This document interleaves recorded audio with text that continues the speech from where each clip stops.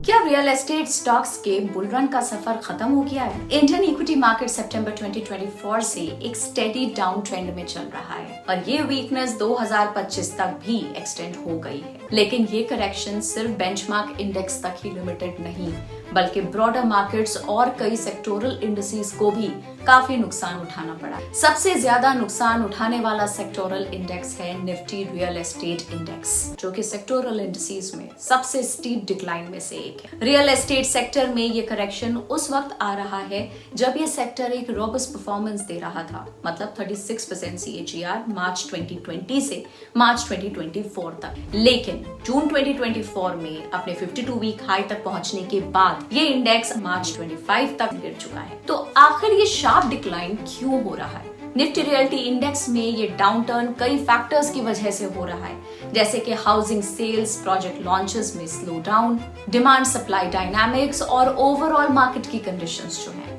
Analyst के according major developers के बीच नए प्रोजेक्ट लॉन्चेस काफी सबड्यूड हो रहे हैं पिछले कुछ क्वार्टर्स में, including Q3 of financial year 25। ये डिले अप्रूवल रिलेटेड इश्यूज की वजह से हो रहे हैं। इंडस्ट्री में लो इन्वेंट्री लेवल्स के साथ ये स्लो डाउन बुकिंग पर भी डायरेक्टली इम्पैक्ट डाल रहा था। फिर भी प्रीमियम हाउसिंग की तरफ शिफ्ट होने से थोड़ी सपोर्ट मिल रही थी, जिसमें हायर रियलाइजेशन से प्री सेल्स ग्रोथ काफी स्ट्रॉन्ग। लेकिन रियल एस्टेट सेक्टर की करेक्शन ब्रॉडर इक्विटी मार्केट से काफी ज्यादा स्टीप चल रही है और ये कंसर्न रेज कर रहा है कि क्या रियल एस्टेट बूम का सफर अब खत्म हो रहा है? क्या ये सेक्टर के लिए मुश्किलें शुरू करने का साइन है? क्या हम वैसे ही राइजिंग इन्वेंट्री लेवल्स और स्टैग्नेंट डिमांड के टाइम में वापस जा रहे हैं, जैसे प्री कोविड डेकेड में देखा गया था? आज के एपिसोड में हम इस चीज को ब्रेक डाउन करेंगे। क्या निफ्टी रियल्टी इंडेक्स का रीसेंट शार्प हिट सिर्फ शॉर्ट टर्म करेक्शन है? बिल्कुल, निफ्टी रियल्टी इंडेक्स ने रिसेंटली शार्प हिट किया है,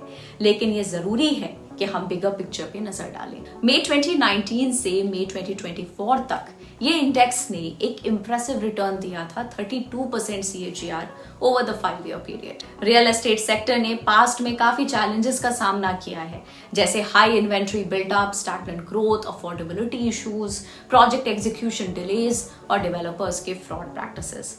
लेकिन आज का लैंडस्केप काफी डिफरेंट हो गया है। 2016 के बाद लिक्विडिटी क्राइसिस का ईजिंग हुआ, रेरा यानी कि रियल एस्टेट रेगुलेटरी अथॉरिटी का इंट्रोडक्शन, राइजिंग रेजिडेंशियल डिमांड, नए प्रोजेक्ट लॉन्चेस और इंडस्ट्री प्रैक्टिसेस में इंप्रूवमेंट ने सेक्टर को ट्रांसफॉर्म किया है। तो जबकि अभी का करेक्शन ये सजेस्ट करता है कि रियल एस्टेट सेक्टर स्लो हो रहा है, कुछ इंडिकेटर्स ये सजेस्ट करते हैं कि ये सेक्टर आने वाले सालों में ग्रोथ के लिए पोइस्ड है। चलिए सबसे बेसिक चीज से शुरू करें। Robust housing sales, strong new launches और low inventory levels.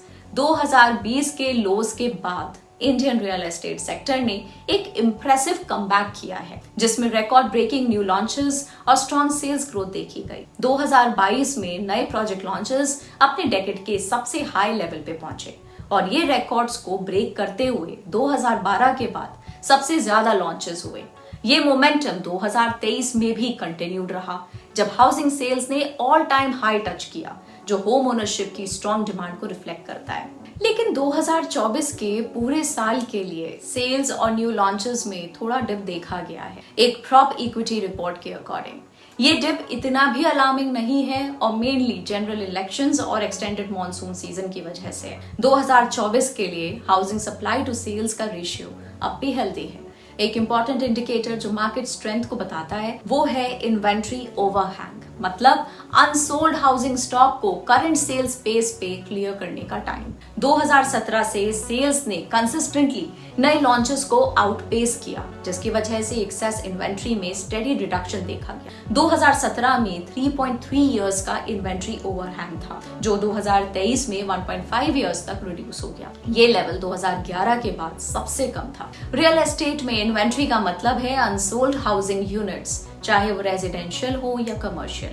Inventory overhang से ये पता चलता है कि ये अनसोल्ड यूनिट्स कितने टाइम में बिक जाएंगे। 2024 के एंड तक ये 1.5 इयर्स पे स्टेबल रहा, जो सप्लाई और डिमांड के बीच एक हेल्दी बैलेंस को इंडिकेट करता है। प्रॉप इक्विटी डेटा के अकॉर्डिंग ये रॉबस्ट रिकवरी के कुछ इंपॉर्टेंट फैक्टर्स हैं जो 2016 के बाद देखे गए। की ड्राइवर्स फॉर रिकवरी सिंस 2016। एक मेजर ड्राइवर रहा होम बायर्स कॉन्फिडेंस का रिन्यूअल, जो रेगुलेटरी रिफॉर्म्स जैसे कि रेरा, जीएसटी और डीमोनेटाइजेशन की वजह से हुआ। ये मेजर सेक्टर में ट्रांसपेरेंसी और अकाउंटेबिलिटी को लेके आए, जिससे बायर्स और इन्वेस्टर्स का ट्रस्ट रिस्टोर हुआ। एक और major shift home buyers preferences में हुआ है, खासकर कोविड-19 पैंडेमिक के बाद। होम ओनरशिप की डिजायर अब ज्यादा स्ट्रॉन्ग हो गई है और बायर्स अब ज्यादा लिविंग स्पेस, प्रीमियम और लग्जरी हाउसिंग यूनिट्स प्रेफर कर रहे हैं। पोस्ट 2020 एवरेज यूनिट साइज जो सेल हो रहा है वो भी इंक्रीज हो गया है। इसके अलावा हाउस होल्ड सेविंग्स में फिजिकल एसेट्स का शेयर गोल्ड और सिल्वर को छोड़कर शार्पली बढ़ गया है, जो फाइनेंशियल ईयर 24 तक 70% तक पहुंच गया है। इनफैक्ट 2016-17 में ये 57% था।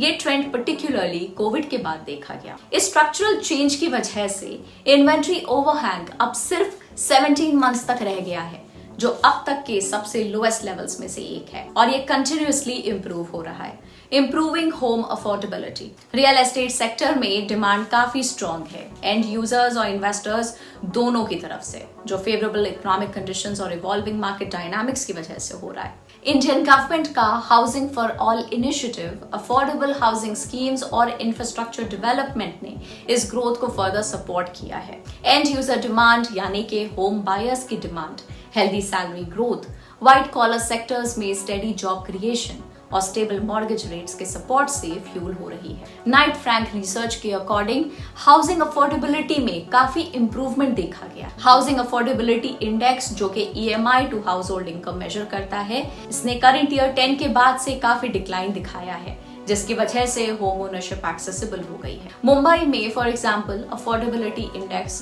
करंट ईयर 24 में 50% तक इंप्रूव हो गया है, जबकि करंट ईयर 10 में ये 93% था। सिमिलरली एनसीआर में ये 53% से 27% तक गिर गया और बेंगलुरु में ये 48% से 27% तक रिड्यूस हो गया। Property cost to annual income ratio financial year 23 तक 3.3x था, जो पिछले डेकेड के एवरेज 3.7x से काफी कम है। इसलिए अब ये हाउसिंग मार्केट सबसे अफोर्डेबल हो गया है। Property price to annual income ratio. आप सोच रहे होंगे कि जब हाउसिंग इतनी एक्सपेंसिव है तो कैसे अफोर्डेबल हो सकती है। ये मेनली इसलिए क्योंकि काफी अफोर्डेबल यूनिट्स प्रीमियम और लग्जरी सेगमेंट्स में टारगेट होती हैं, जहां इनकम ग्रोथ कुछ स्पेसिफिक इंडिविजुअल्स के लिए हायर है। इसलिए हाउसिंग एक सिलेक्ट ग्रुप के लिए ज्यादा अफोर्डेबल हो रही है, ना कि ब्रॉडर पॉपुलेशन के लिए। इंडिया की डाइवर्स पॉपुलेशन को देखते हुए, जहां मेजॉरिटी लोअर, मिडिल और अपर मिडिल इनकम ग्रुप्स में आती है, हाउसिंग की affordability largely tax incentives, redevelopment projects के बेनिफिट्स और गवर्नमेंट स्कीम्स के थ्रू ड्राइव होती है। क्योंकि अफोर्डेबिलिटी अलग इनकम ग्रुप्स के लिए अलग होती है, ये सब चीजें अपने अपने तरीके से इंपॉर्टेंट हैं। साथ ही इंडिया की हाउस होल्ड बैलेंस शीट्स भी काफी स्ट्रॉन्ग है, जो हाउसिंग डिमांड को और सपोर्ट देती है। इंडिया का household debt to GDP ratio 42.9% है, जो कि चाइना जैसे इमर्जिंग मार्केट 64% के कंपैरिजन में काफी कम है। डेवलप्ड इकोनॉमीज में ये नंबर लगभग 69%। इसके अलावा इंडिया का मॉर्गेज पेनिट्रेशन भी काफी लो है, with a mortgage to GDP ratio जो 12% के आसपास है, जो कि चाइना और यूएस जैसे मार्केट से काफी कम है। ये दिखाता है कि हाउसिंग फाइनेंस मार्केट में अभी भी काफी ग्रोथ का स्कोप है।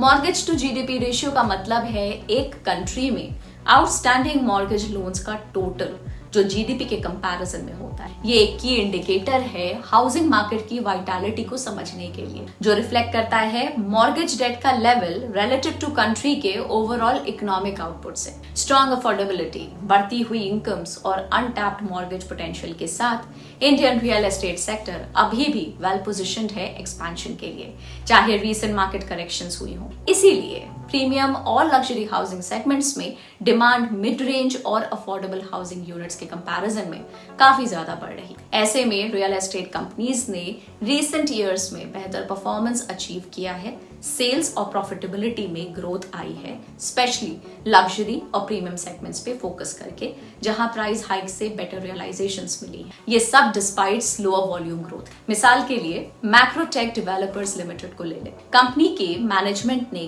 कॉन्शियसली प्रीमियम और लग्जरी हाउसिंग सेगमेंट को टारगेट किया है ताकि मार्केट का फायदा उठाया जा सके। इसी तरह महिंद्रा लाइफ स्पेसेस डेवलपर्स ने भी दिसंबर 2024 से प्रीमियम और लग्जरी हाउसिंग सेगमेंट्स पे फोकस बढ़ा दिया है। ब्रिगेड एंटरप्राइजेस भी एक और ऐसी कंपनी है जो प्रीमियम और लग्जरी सेगमेंट्स में हाउसिंग यूनिट्स बनाने पे फोकस कर रही है। साथ ही इन्वेस्टर इंटरेस्ट भी बढ़ रहा है जो रॉबस्ट प्रॉपर्टी प्राइस अप्रिसिएशन और इंप्रूविंग रेंटल यील्ड्स की वजह से। ऐसे और भी कुछ डेटा पॉइंटर्स हैं जो एक्सपेक्टेड हैं कि फ्यूचर में सेक्टर को स्टेडी रखे। इंडिया का अर्बनाइजेशन रेट अभी भी काफी लो है और अपवर्ड ट्रेजेक्टरी पर है। इंडिया की अर्बन पॉपुलेशन करंट ईयर 23-35 के बीच सबसे ज्यादा ग्रोथ देखेगी।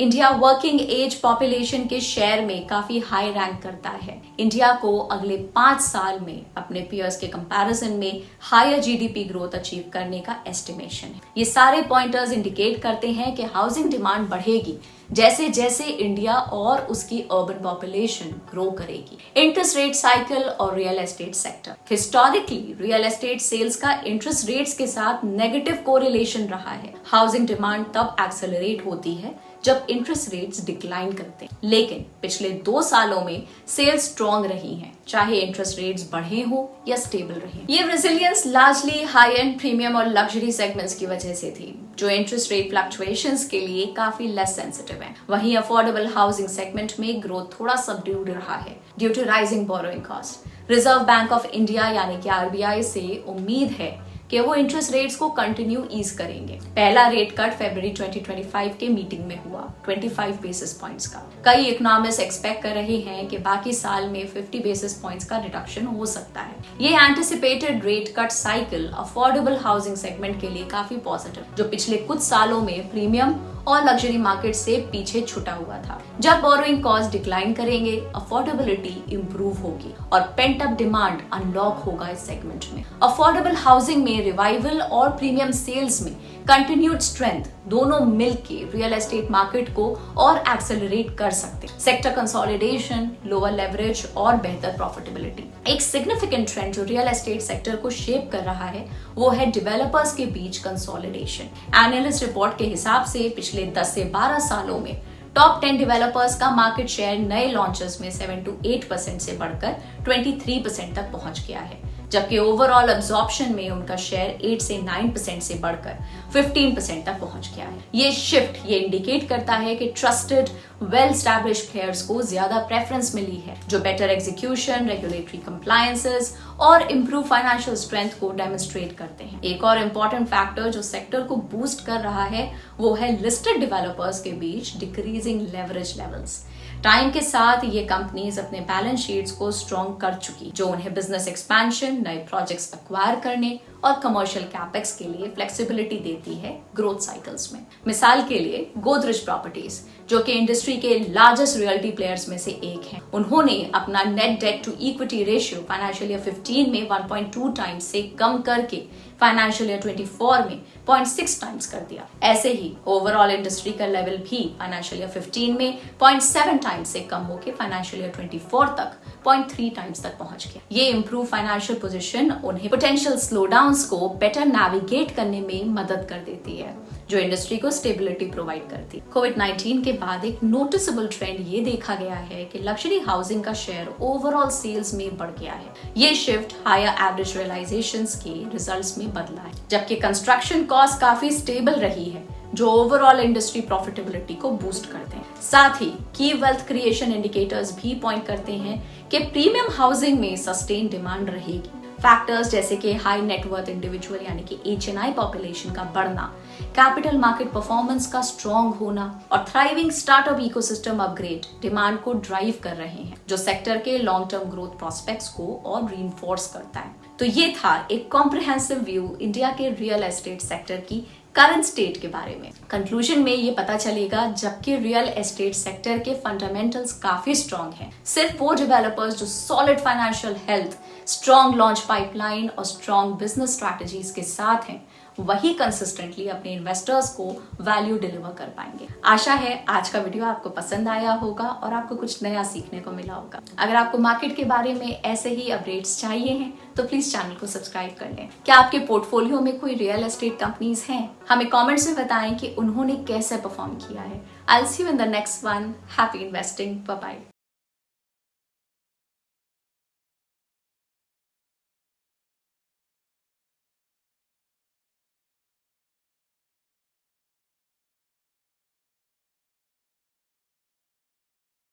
Investment in securities market are subject to market risks. Read all the related documents carefully before investing. Please read the risk disclosure documents carefully before investing in equity shares, derivatives, mutual fund, and or other instruments traded on the stock exchanges.